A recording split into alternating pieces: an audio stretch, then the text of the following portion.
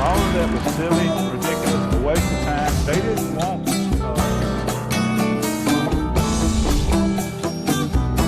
that's why they were so successful. That's why they got away. I'm surprised they didn't go bigger, but they probably I made a living in Ferriday.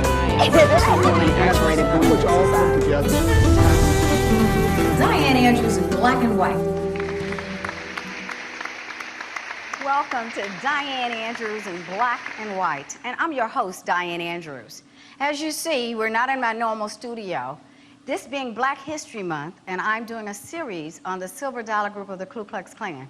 I came to the heart of where the Klan was, the activity of the Klan in the early 1960s. I have some very interesting guests. If you keep up with Dianne Andrews in Black and White, you'll know that I've done 2 shows already on the Silver Dollar Group of the Klan.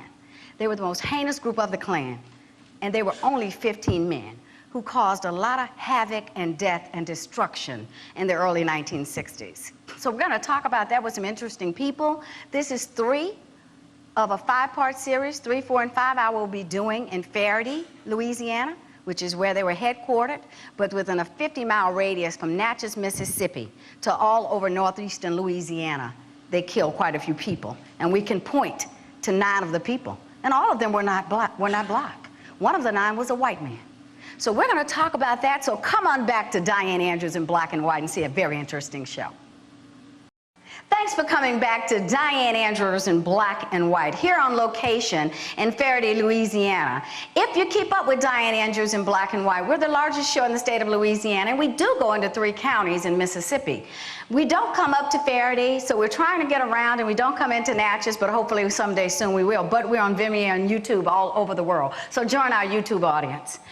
As you see behind me, you see a lot of memorabilia, and we know there's an argument between what state did the blues originate in? Louisiana says Louisiana, and Mississippi says Mississippi. But if you look behind me, Jerry Lee Lewis, and we have Mickey Gilley, and we have Jimmy Swaggart, who is now, as we know, a great Pentecostal minister. But it looked like to me a lot of the bigger names came in from Louisiana. So me being from Louisiana, from a little town, Rouge, Louisiana, I'll say it started in Louisiana. And saying that, I have a great blues player here. He does happen to be from Natchez, Mississippi, so we have to give him his credit, Mr. J.Z. Ely. And YZ, I want to call him Beyonce's husband for some reason. Earlier, I've been calling him YZ, and today I must be thinking about Jay-Z, Beyonce's husband. So thanks for being here with us. I got your first name right, last name right. Most people don't get it. Mr. YZ. They just call you YZ pretty much. Mostly. And that is not an initial. That is really his name, YZ, you told me. Correct. So Mr. Ely comes to us from Natchez, Mississippi. You may not believe it, but he's 80 years old. And he lived here during the times that we're going to talk about the Silver Dollar Group, about the Ku Klux Klan, and some of the things that he saw growing up here. But he left here, went to New Orleans, pretty much the same kind of prejudice as here, but he went to California. And it was different, a whole lot different, he told me.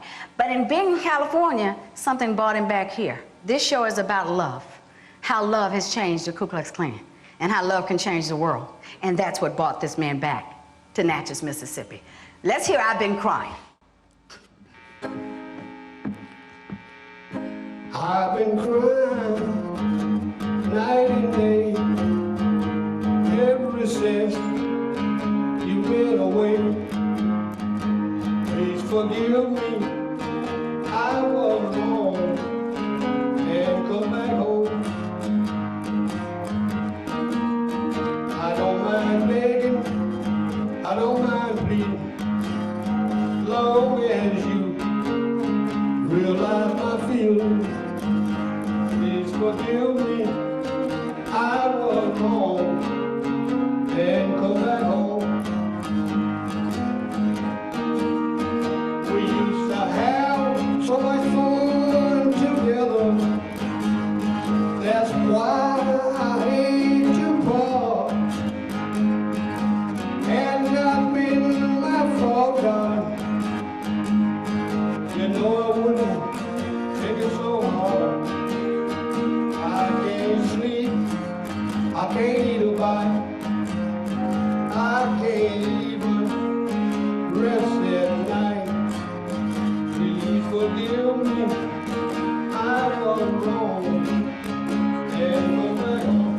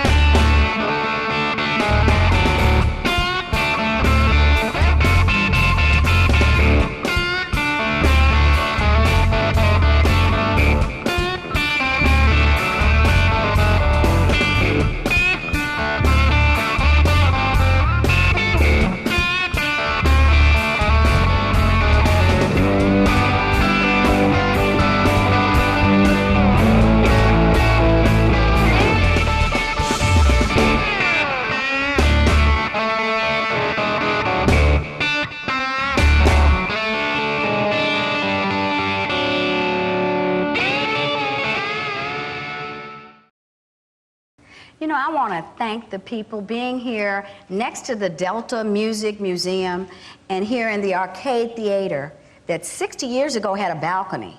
And black people had to go through the balcony up through a different set of stairs to sit where I'm sitting today. And white people got the opportunity to sit where my audience is sitting. So we have to talk about how things have changed. I want to thank Linda Garden for what she's done in helping me put this show on, along with Stanley Nelson, along with Joyce Russ over at the school system, and definitely the mayor here, Miss Mack, Mayor Jacobs of Ferriday, Louisiana, helping put the show on. And I want to thank Temple, the mayor of Natchez's assistant, who does a really great job, Temple Hendricks. So, but let's now talk about, you've been around 80 years, Right. except for your short stint in New Orleans and in San Diego, California, I think you told me, YZ, correct? Well, I was around San Diego and Oakland and San Francisco. And you were playing over there with some of the greats back then, right? Well, yeah, that's back in the 50s. That's the original hound dog you told me, right? It wasn't Elvis Presley we see. Oh, no, Elvis Presley not the original. A lady by the name of Big Mama Thornton. Big Mama Thornton. She's the original. And tell me how it was growing up in Natchez, from your perspective, since we're trying to show how love has changed. Obviously, it's changed a lot. Your mayor is a black man. Right. The mayor of Ferriday is a white lady. Right. So tell me briefly, what have you seen in your 80 years here on Earth, in this area mostly? Well, I've seen privilege for the black people have grown a lot. And many privileges that we didn't have then, we have them now. It's a more fairer system, you would say. Oh, it's much more fair, oh, much, much more. See, like, when I was going to school, we paid tax, but we didn't have a school bus. You mean your parents paid taxes if they had a job? Everybody, all black people paid tax. But over in the state of Mississippi, where I grew up at, they didn't have school buses for us. We had to walk to school and ride horses to school. And that was in a segregated school you walked to, right? Oh, automatic. Everything was segregated then. Yeah. Because and we'll be on the stage later, and I've done a show with Mr. David Whatley, who is the man who integrated, well, I won't call him integrated, he desegregated the Ferriday High School system. And we're going to talk about the challenges he had there. But I sure appreciate you coming on with that great song, I've Been Crying. Well, thank and telling us briefly about some of your experiences and how much better it is in this area today than it was before. Order your copies now of Dianne Andrews' latest books, Third Man Out, a suspenseful mystery by Dianne Andrews, and Gumbo for the Heart, 25 stories of faith, hope, and charity, both available now on Amazon.com. I have with me now Mr. David Whatley, and this man sitting next to me is a true American hero. He is the man who desegregated the Ferriday High School system here in Ferriday, Louisiana. He was 20 years old, and they asked someone who would go in and desegregate the schools. His grandmother said, if you'll do it, you can do it. She supported him, and at 20 years old, he went in. I want you to tell us about that story, but I'm going to make one other comment. I wanted to thank Mr. David LaPlante from Baton Rouge, Louisiana, who Debra Taylor worked with on a cold case about her father, Sonny Taylor. And I wanted to thank Stanley Nelson, who wrote the book Devil's Walking, for the work they've helped me do on location here to get people here. And if you keep up with us, again, we did a show, you, myself, and Stanley Nelson, about a month ago, about the Silver Dollar Group and his new book that chronologizes the Silver Dollar Group and how they were the heinous group that they were. Tell me, at Ferriday High School, what was it like to go in there the first day you went there to that school? Well, the first day I went, I was, of course, accompanied by the members of CORE. That's the Congress of Racial Equality. Yes. And what they did, the part they played, they would bring me to the school, and they would stay outside until I was inside the building. So when I first would arrive. How many people from Corps? They came in from New York. Yes, New York and elsewhere. That's who did the Freedom Riders, Right. and that was the same group. Exactly. So when I would go inside, they were to leave. But upon my arrival, when I get in front of the building is a two-story building, and the students would get in the windows up high, and they would pull back the blinds and whatever, and they would shout racial remarks to me, such as they'd say, I smell something, and the next one say, what?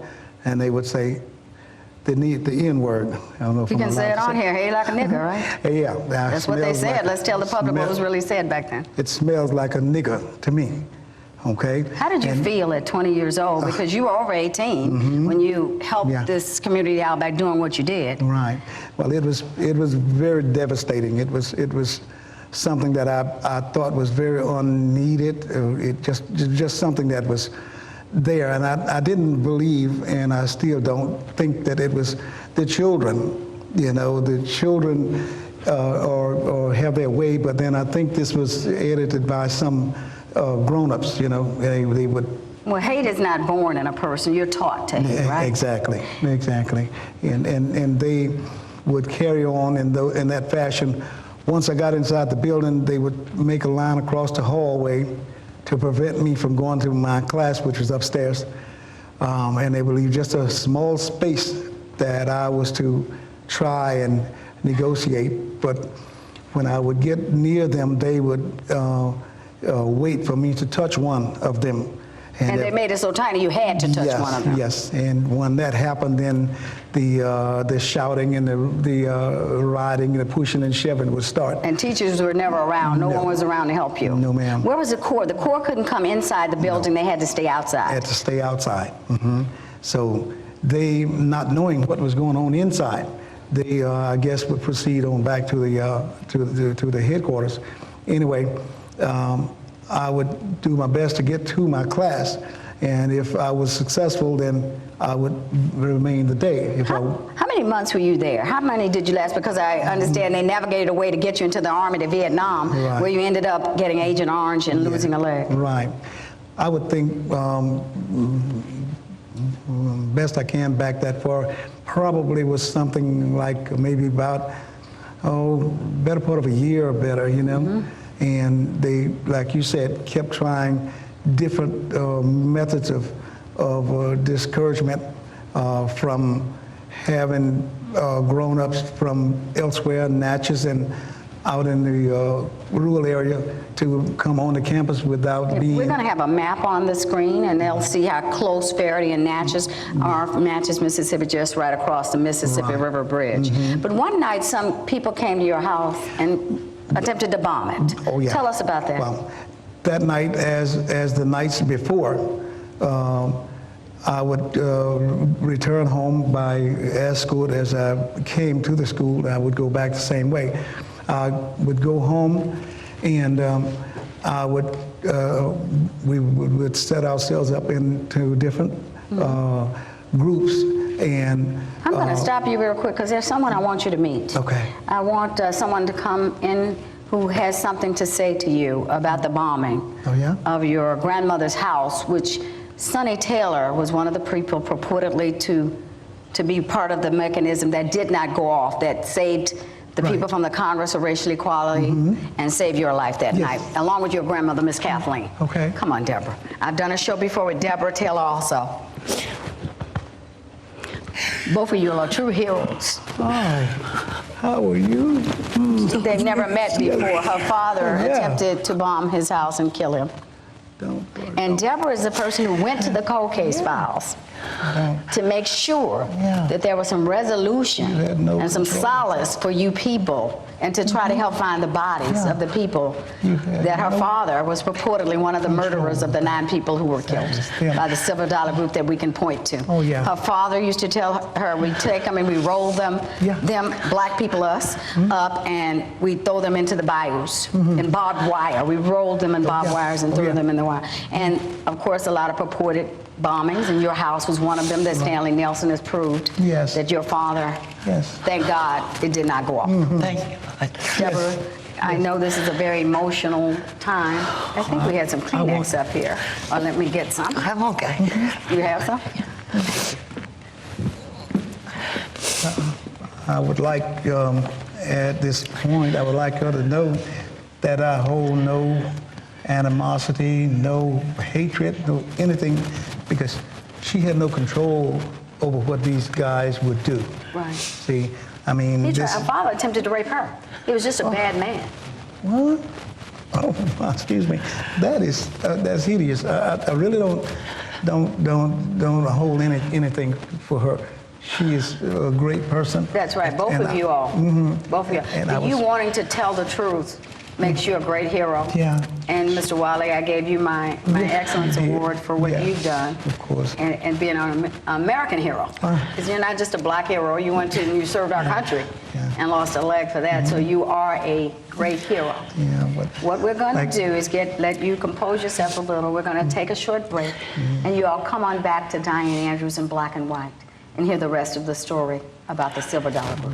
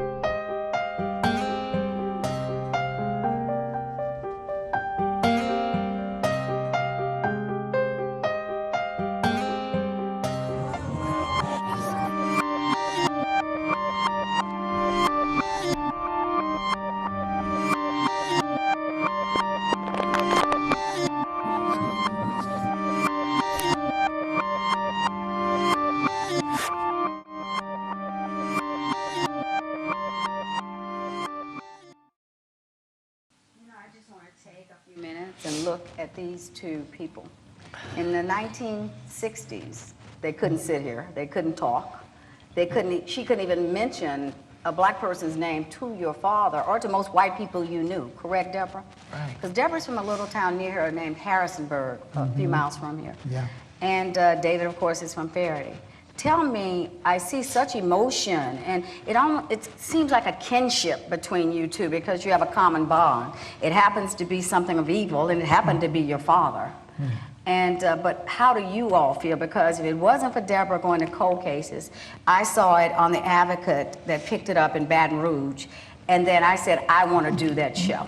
I want to shine a light to these people and try to help their suffering. Thank you. Yes. You're welcome. You're brave. Yeah, so my brother Put it told all me, he said, you're together. driving back from Natchez by yourself down here tomorrow. He said, hey, Klan is not dead. I mean, when they started in Pulaski, Tennessee in 1865. We came through there on the way down. Oh, did you?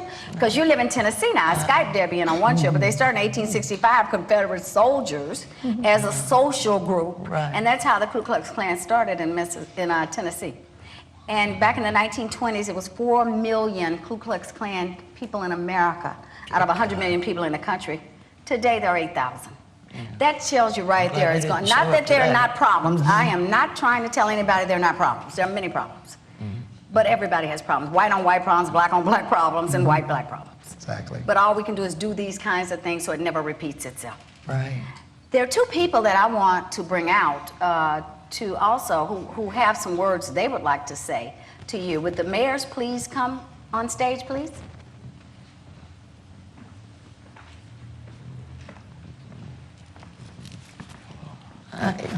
This is Mayor Darrell Grinnell. And this is Mayor Sherry Jacobs. And everybody calls her, I think, Ms. Mack. Okay, Ms. Mack, that's her name.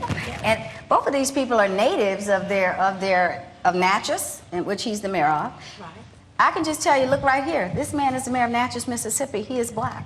So that tells you right there where we've come. And I don't think they really wanted women to have authority jobs either, the Ku Klux Klan. Especially this one. Yeah, I can imagine Sherry. And Sherry is from Ferriday. I mean, she's been in education at Ferriday half of 22 years and then went on to St. Martinville High, and everywhere she went, she was Teacher of the Year. So she's dedicated to being a great teacher. And you're the 8th generation of your family in Natchez, Mississippi. And these both come to us with BS's and master's degrees to come back and help their community. And you're a biology major over there at Alcorn University. No, I'm right? a retired professor of biology. Oh, excuse me, but you majored in biology at Tougaloo? At Tougaloo College. Where is that? I said Tougaloo? Tougaloo is it's in the greater Jackson, Mississippi area. And the master's is from Alcorn, and you worked there until 2015 along with the county. Additional academic studies at USM and Southern University. Oh, you came over to Baton Rouge for a while. I sure did, yes. And now you are won with a landslide, I understand, in 2016, 92% of the vote. 93% of the vote. Well, then you better correct that on the website and on your website. It says 92% on your website. After the absentee ballots for candidates, Oh, 93%. excuse the absentees, yeah. And it goes to show you that we've come a long way. It does. Yes. I mean, when you look at Natchez, Mississippi is about a 50% white, black community, and I won that race by 93% of the vote. Yeah. That says a lot. We've come a long way. And what was your race? Our percentage here, I think, is 87% black. Yeah. And for me to win at all, it says that we've come a great ways. That's right, because Yeah. you're highly respected by both races, is what that said. They know I love them. I know you love everybody, and both of you all do a great job in these cities. So let's talk about what you all are here for. On behalf of the people of Natchez, I would like to make this presentation to you, Ms. Taylor, to you, Mr. Whatley. To all whom these presents shall come, greetings. Know ye that this day, February 17th, the year 2017, Debra Taylor, David Whatley, you've been appointed and shall be known as honorary citizens with all rights and privileges duly bestowed, richly endowed in history, tradition. Natchez, the oldest settlement on the Mississippi River, is always in step with river-changing times. History in her most valuable resource, yet modern industry ranks as highly in her economic structure as tourism. With many schools and churches, Natchez offers a pleasant environment for family growth and prosperity. By the oath of my office and the powers vested in me as mayor of the city of Natchez, I hereby append my name in testimony. You are honorary citizens of Natchez, Mississippi. How wonderful. Yes, indeed. Thank you. Thank you. It's wonderful. Man, that is so great. Thank you. Thank you, Mayor. Thank you so much. Thank you. That is wonderful. Mayor Jacobs, is something you Yes, I have a token of our appreciation for you, David, Deborah, from the town of Ferriday, and it says, your contribution to the civil rights movement in Concordia Parish is greatly appreciated. Town of Ferriday, February 17, 2017. Thank you, Mayor Jacobs. Thank you. Let me hold one up for the public to see. Yes, indeed. Oh, is this beautiful? I It's mean, beautiful. Wow, that is so lovely. And you can frame the And- one that Mayor Exactly. Cornell gave. Yeah. And Beautiful. You all just Diane, I want to say from my heart and from my sweet town of Ferriday, how much we appreciate your bringing your popular TV show here to, so that other people can see what a wonderful little town we have. And this is Dianne Andrews in black and white. Sincere appreciation for providing a platform for equality and justice. Town of Ferriday, February 17, 2017. Oh, That's thank you. the real hero right there. Thank you, dear. That is the You know, I real just want to hero. shine a light Yes, and show the indeed. world that what fake news is, right? As Donald Trump says, right, and what it's not. But I appreciate it. As you say, I do say I'm like Donald Trump with this because I do pay for this myself and try to just help the world. We all, I believe too much, to those that are given, much is owed. Now, I do a ceremony at the end of a lot of my shows, and I light a white candle. If you keep up with Dianne Andrews, which everybody should, join my YouTube who can't get me in Ferriday and Natchez. And it'll tell you when this show will be on. But we are in 3 million homes, as I've said, over in Louisiana and part of Mississippi. I saw this as a little girl on KNOE up in Monroe, growing up. And every Sunday, it was a spiritual show, and they would light a white candle. And it has stuck with me all my life. And they said, if everyone lit just one little candle, what a bright world this would be. Amen. And I've tried to, as I said, live my life with that philosophy, but more so it came from my mother and father with their giving and loving. Wow. Somebody said, why don't you use one of the torches to light it? It's not the same. It has to be that I'm lighting this candle and watch it illuminate, not with a mechanism in between. And what I ask the world to do is to go out and light your candle and help the world whatever you can. It may not be money, but we all have time. Do what you can do, because I believe between black and white, there are always shades of gray. And go out and light your light and be the best you can be, and help your neighbor be the best he or she they can be. Thank you very much, and continue to watch Dianne Andrews in black and white. In fact, this is number 3 out of a series of 5 here in Ferriday and the Natchez area. God bless. Thank you very much. Between black and white, there are always shades of gray.